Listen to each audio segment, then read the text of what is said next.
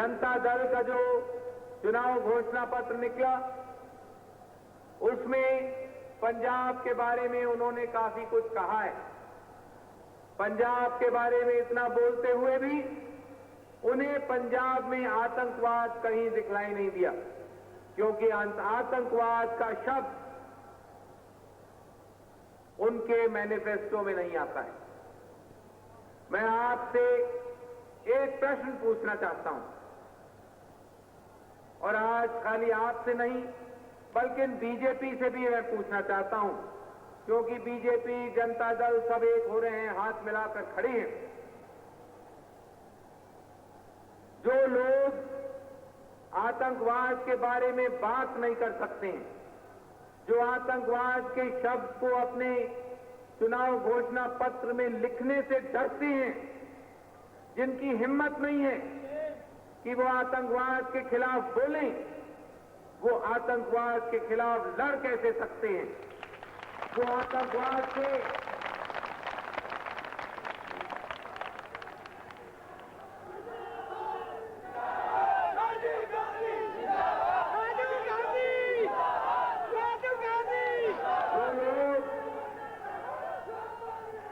जो लोग आतंकवाद के खिलाफ बोल नहीं सकते हैं, जिनमें इतनी हिम्मत नहीं है, वो भारत देश को आतंकवाद से बचा कैसे सकेंगे?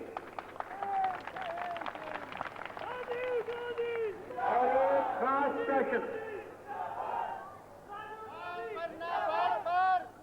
एक खास प्रश्न मैं हमारे बीजेपी के भाइयों और बहनों से पूछना चाहता हूं, क्योंकि आज वो जनता दल के साथ एक हो रहे हैं, हाथ पकड़कर मंच पर खड़े हुए हैं। जनता दल में तो हिम्मत नहीं है आतंकवाद के खिलाफ बोलने के लिए, और बीजेपी भी उनके साथ खड़ा हुआ है। लेकिन पंजाब में जहां पे कार्यकर्ताओं को आतंकवाद का मुकाबला करना होता है, जहां कांग्रेस के कार्यकर्ता आतंकवादी की गोली के नीचे गिर रहे हैं, कांग्रेस के कार्यकर्ताओं के साथ सीपीएम, सीपीआई और बीजेपी के कार्यकर्ता भी गिर रहे हैं गोली के नीचे। पंजाब में बीजेपी का कार्यकर्ता भारत की एकता के लिए लड़ रहा है, आतंकवाद का मुकाबला कर रहा है, और यहां पर बीजेपी जनता दल के साथ है, जो आतंकवाद के बारे में बोलने को भी तैयार नहीं है।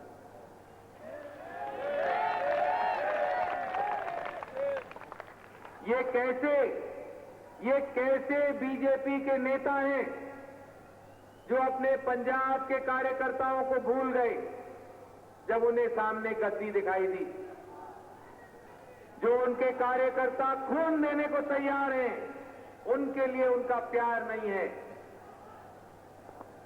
ये हमें आज देखना है। आज मैं जम्मू कश्मीर में सुबह गया था। कश्मीर में आतंकवादियों ने चुनाव के खिलाफ एक कॉल उठाई है। आतंकवादियों ने कहा है कि ये चुनाव कश्मीर में नहीं होना चाहिए। कांग्रेस चुनाव लड़ रही है, नेशनल कॉन्फ्रेंस चुनाव लड़ रही है, लेकिन जनता दल चुनाव का मैदान छोड़ के भाग गई जब आतंकवादियों ने कहा कि चुनाव नहीं लड़ना चाहिए।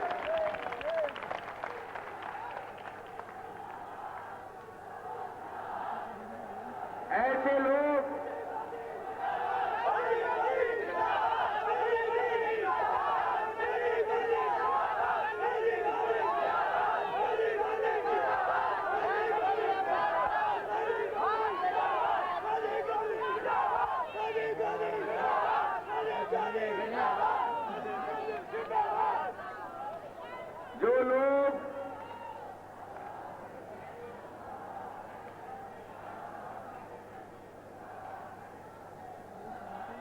ये पार्टियां जो एक तरफ आतंकवादियों के खिलाफ बोलने को तैयार नहीं है, जो आतंकवादियों का सामना करने को तैयार नहीं है, जो उनका मुकाबला करने को तैयार नहीं है, और जो आतंकवादियों के कहने पे मैदान छोड़ के भागने को तैयार हैं, उन्हें कभी भारत में आगे नहीं बढ़ने देना चाहिए, उन्हें कभी सत्ता में नहीं आना चाहिए।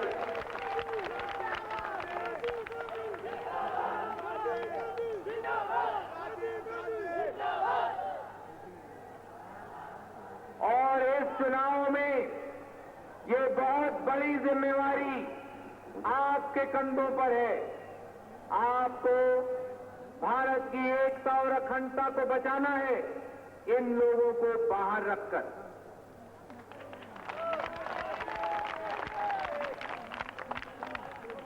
इनके चुनाव घोषणा पत्र में एक दो और ऐसी चीजें हैं जिनके बारे में मैं बोलना चाहता हूं।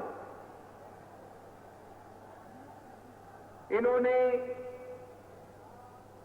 अपने चुनाव घोषणा पत्र में राज्यों के लिए, स्टेट्स के लिए स्वायत्तता मांगी है और इनका वायदा है इनके चुनाव घोषणा पत्र में कि हमारे संविधान का संशोधन करेंगे, राज्यों के लिए स्वायत्तता लाएंगे। इसमें कैसी स्वायत्तता लाएंगे? राजनीतिक स्वायत्तता लाएंगे, आर्थिक स्वायत्तता लाएंगे, विधेयी स्वायत्तता लाएंगे, प्रशासनिक स्वायत्तता लाएंगे, कराधान की स्वायत्तता लाएंगे। ये स्वायत्तता का शब्द ये कहां से ढूंढ के लाए?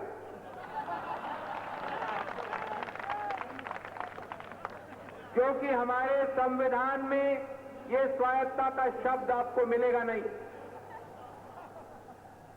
पंडित जी ने, बाबा साहेब अंबेडकर ने पहचाना था कि स्वायत्तता डालने से क्या होगा हमारे देश को। हमारे स्वतंत्रता सेनानियों ने, जिन्होंने संविधान बनाया, उन्होंने समझा था कि स्वायत्तता से क्या होगा। इसीलिए स्वायत्तता का शब्द हमारे संविधान में नहीं मिलता है आपको।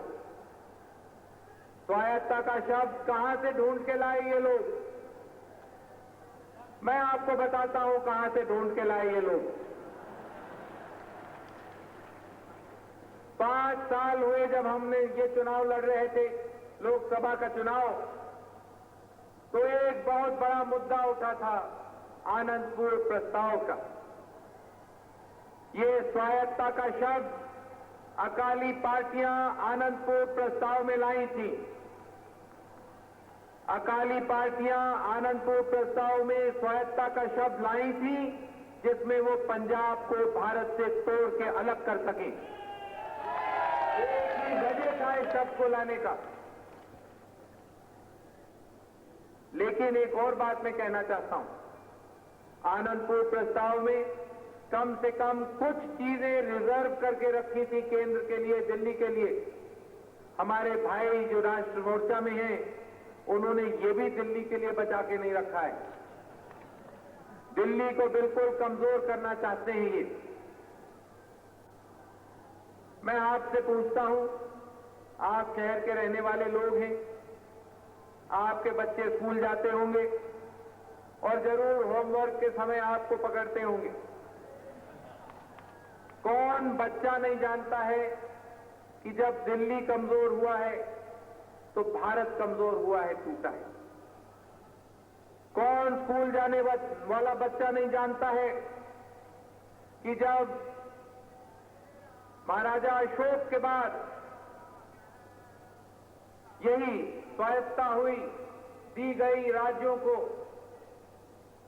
तो वो बड़ा एम्पायर बिल्कुल टूट गया। इसी तरह जब भी भारत मजबूत हुआ है और उसके बाद स्वायत्तता दी गई है, भारत कमजोर हुआ है। विक्रमादित्य के बाद क्या हुआ, मुगलों के बाद क्या हुआ, और आज हमारे भाई हमारे संविधान में स्वायत्तता लाना चाह रहे हैं। भारत की एकता और अखंडता के लिए उनके दिल में कुछ दर्द नहीं है। लेकिन स्वायत्तता देने से एक और चीज होगी। आप सब राजस्थान के रहने वाले हैं। अगर आर्थिक और कराधान की स्वायत्तता दी जाए राज्यों को, तो केंद्र के हाथ में कोई भी ऐसी ताकत नहीं होगी जिससे हम स्टेट्स को मदद कर पाएं। 2 साल हुए राजस्थान में सूखा पड़ा था। करीब 600-650 करोड़ दिल्ली से हमने दिया 1 साल में आपके लिए। अब मुझे पूरे आंकड़े याद नहीं, लेकिन शायद जितनी आपकी पूरी 5 वर्षीय योजना का हिस्सा था उससे ज्यादा हमने दिया सूखे के लिए। अगर ये जो ये करना चाहते हैं ये हुआ होता तो आपको 1 पैसा नहीं मिलता सूखे के लिए। अब आप मुझे बताइए, राजस्थान इस सूखे का सामना कैसे करता बगैर केंद्र की मदद से? अगर आपको ये पैसे और ये साधन नहीं मिलते, लाखों लोग राजस्थान में प्यासे मरते, भूखे मरते। और क्यों? क्योंकि हमारे विपक्ष के नेतागण संविधान में स्वायत्तता लाना चाह रहे हैं। आज राजस्थान का पानी कहां से आता है? आप पंजाब और हिमाचल प्रदेश को स्वायत्तता देके देखिए, आपका पानी कितना आता है।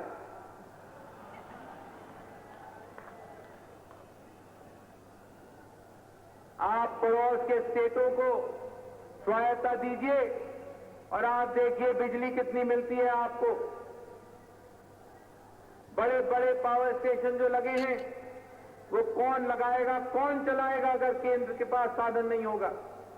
और राजस्थान जैसे प्रदेश जिनको प्रकृति ने मुश्किल का सामना करने को दिया है, रेगिस्तान दिया है, उनको कौन मदद करेगा? लेकिन ये भी एक तरह से बड़ी बातें हैं। अगर इस तरह की स्वायत्तता दी जाए तो गरीबी हटाने के जितने कार्यक्रम चल रहे हैं खत्म हो जाएंगे।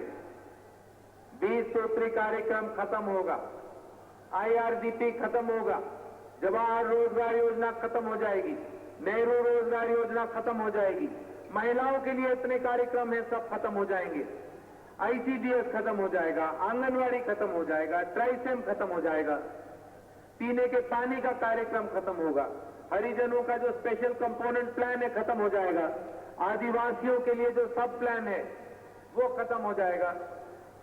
सैकड़ों चीजें ऐसी हैं जो खत्म हो जाएंगी। आपके विकास का क्या होगा? राजस्थान जैसा स्टेट एकदम पिछड़ा हो जाएगा, दूसरे स्टेट आगे निकलने लग जाएंगे। आप जरा पहचानिए कितनी गंभीर चीज ये अपने चुनाव घोषणा पत्र में कह रहे हैं। और ये तो राजस्थान की बात हुई। राजस्थान बड़ा प्रदेश है, तब भी राजस्थान में ताकत है ऐसे धक्कों को सहने की। शायद आप सह लेंगे, लेकिन छोटे पहाड़ी प्रदेशों का क्या होगा? अरुणाचल प्रदेश है, मिजोरम है, मेघालय है, नागालैंड है, सिक्किम है, और इधर हिमाचल है, कश्मीर है, जो गरीब है, पहाड़ी इलाका है। इतना साधन नहीं है कि वो कर्मचारियों को तनख्वाह दें, इतना साधन नहीं है कि अपना पेट भरें। अगर वो दिल्ली के दरवाजे पर नहीं आ पाएंगे तो किस देश के दरवाजे पर जाएंगे साधन के लिए? अगर ऐसा होगा एकदम हमारा देश टुकड़े टुकड़े में होने लगेगा। और हमारे विपक्ष के नेतागणों को पता ही नहीं है कि अपने चुनाव घोषणा पत्र में क्या लिख रहे हैं। प्रशासनिक स्वायत्तता होगी तो क्या होगा? प्रशासनिक स्वायत्तता के एक माने हैं कि ऑल इंडिया सर्विस खत्म हो जाएगी। ना IAS होगा, ना IFS होगा, ना IPS होगा, ना दूसरी सर्विसेज होंगी। जितने IAS, IPS के लोग हैं बेरोजगार हो जाएंगे। जबरदस्ती उन्हें स्टेट सर्विस में डालना पड़ेगा। ना वो खुश होंगे, ना स्टेट सर्विस के लोग खुश होंगे। लेकिन ये ऑल इंडिया सर्विसेज से एक और बात होती है, देश जुड़ता है। अगर राजस्थान का लड़का IPS में जाता है तो देश के अलग अलग हिस्सों में सर्विस करता है, दोस्ती होती है, रीति रिवाज जानता है, परंपराएं पहचानता है, अलग भाषाएं बोलता है। इसी तरह से तमिलनाडु के लोग आते हैं, राजस्थान में काम करते हैं, राजस्थान में उनके बारे में उनकी जानकारी बढ़ती है। देश इस तरह से जुड़ता है, एकता बनती है। आज ये हमारी एकता को इस तरह से कमजोर करना चाहते हैं। और फिर राजनीतिक स्वायत्ता के क्या माने? क्या राजनीतिक स्वायत्ता के ये माने होगा कि वो इंटरनेशनल इंस्टीट्यूशंस के सामने अलग होकर जाना चाहेंगे? क्या वर्ल्ड बैंक के सामने दिल्ली नहीं जाएगा बल्कि जयपुर से आप जाएंगे? क्या हैदराबाद से रामाराव जी अलग जाएंगे? बंबई से शरद पवार जी अलग जाएंगे? लखनऊ से नारायण दत्त तिवारी जी अलग जाएंगे? हमारे देश का क्या होगा? थोड़ी गंभीरता से हमें सोचना है कि हम क्या करने जा रहे हैं। बहुत आसान है कि शो शाह में सब कुछ लिख दिया, लेकिन जो लोग इतना सोच नहीं सकते हैं कि वो देश को किस तरह से बिखरा रहे हैं, वो कभी इस देश को चला नहीं सकते, कभी इस देश को मजबूत नहीं कर सकते।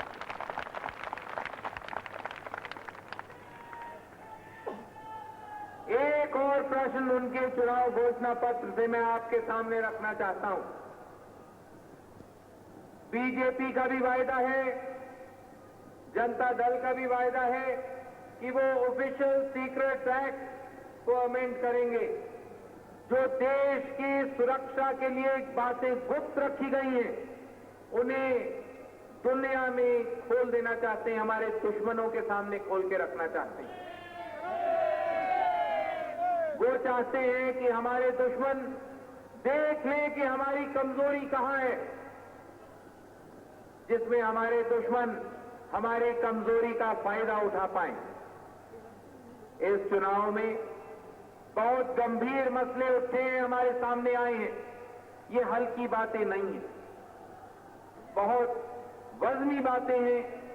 और मैं चाहूंगा कि आप जल्दी से निर्णय न करिए, आप इन बातों पर गंभीरता से बहस करिए।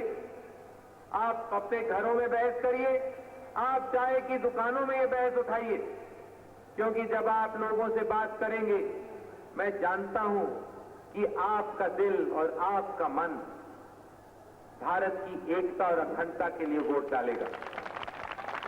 मैं जानता हूं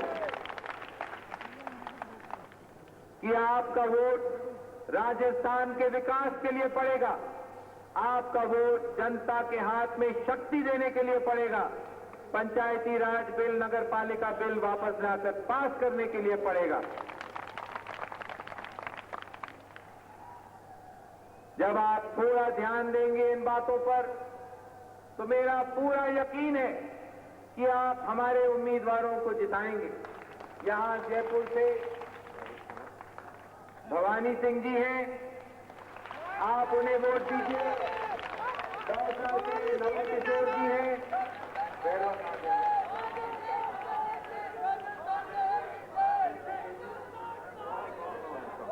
और टोंक से बनवारी लाल बेरवा जी हैं। आप तीनों को जिताइए, हाथ के पंजे के निशान पर मोहर डालिए। भारत की एकता के लिए, अखंडता के लिए, राजस्थान के विकास के लिए, जनता के हाथ में शक्ति देने के लिए। जरा हाथ उठा के दिखाइए, कौन कांग्रेस को वोट दे रहा है?